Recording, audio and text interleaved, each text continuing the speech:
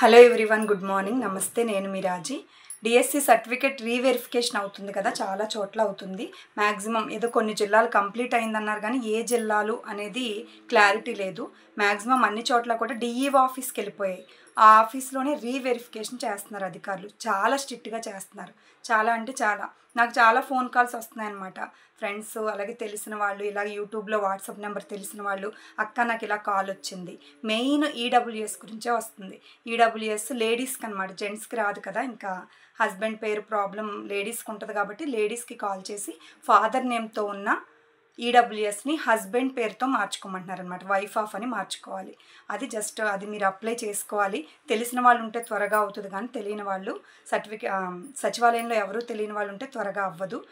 మీరు మీ సేవకైనా సరే వెళ్ళిపోయి మాకు అర్జెంటు ఇలా కాల్ వచ్చింది, మాకు డిఈఓ ఆఫీస్ నుంచి కాల్ వచ్చింది, ఇది జాబ్ విషయం కాబట్టి కంపల్సరీ మాకు త్వరగా కావాలి అని రిక్వెస్ట్ చేయండి.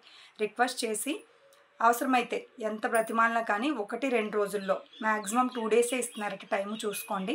మ్యాక్సిమం రెడీ చేసుకోండి. ఫోన్ వచ్చినా రాకపోయినా రెడీ చేసుకోండి. అది నా సలహా, అందుకే ఈ వీడియో చేశాను. ఫోన్ మీకు వస్తే ఓకే, ఎలాగో చేయించుకోవాలి, రాకపోయినా కూడా నేను కూడా ఈరోజు చేయించుకుంటున్నాను. ఎందుకు అంటే వాళ్ళు అడిగిన తర్వాత చేయించుకుని టెన్షన్ పడే కంటే ముందే రెడీగా పెట్టుకున్నాం అనుకోండి, వాళ్ళు కాల్ చేయగానే వాట్సాప్ చేసేయచ్చు, స్కాన్ చేసుకుని ఉంచుకొని ఈడబ్ల్యూఎస్ హస్బెండ్ నేమ్తో వాళ్ళు అడగగానే పంపించవచ్చు అనమాట. కొంతమందిని అయితే రేషన్ కార్డు అడిగారంట, అది కూడా ఎక్స్క్యూజ్ చేశారంట.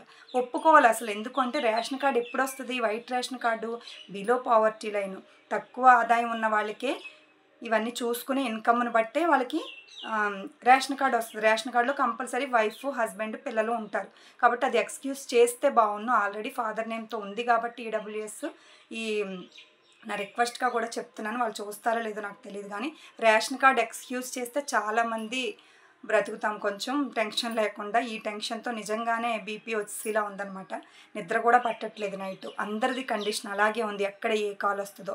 నైట్ వరకు వస్తున్నాయి. మార్నింగ్ 9 నుంచి స్టార్ట్ అయ్యి 9 to 9:30 నుంచి స్టార్ట్ అయ్యి నైట్ 9 వరకు కూడా కాల్స్ వస్తున్నాయి అన్నమాట. వాళ్ళు అంత స్ట్రిక్ట్గా చేస్తున్నారు.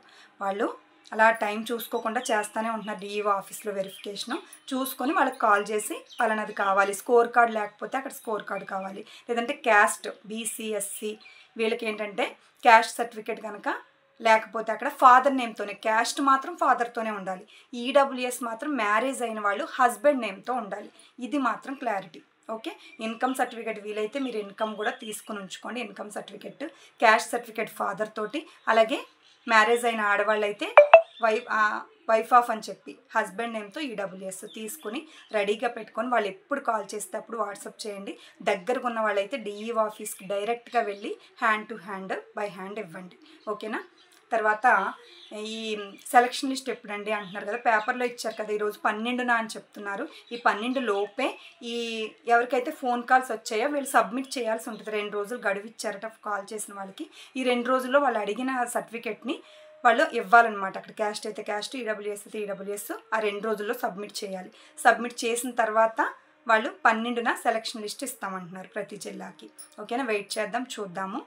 అందరికీ all the best. Thank you.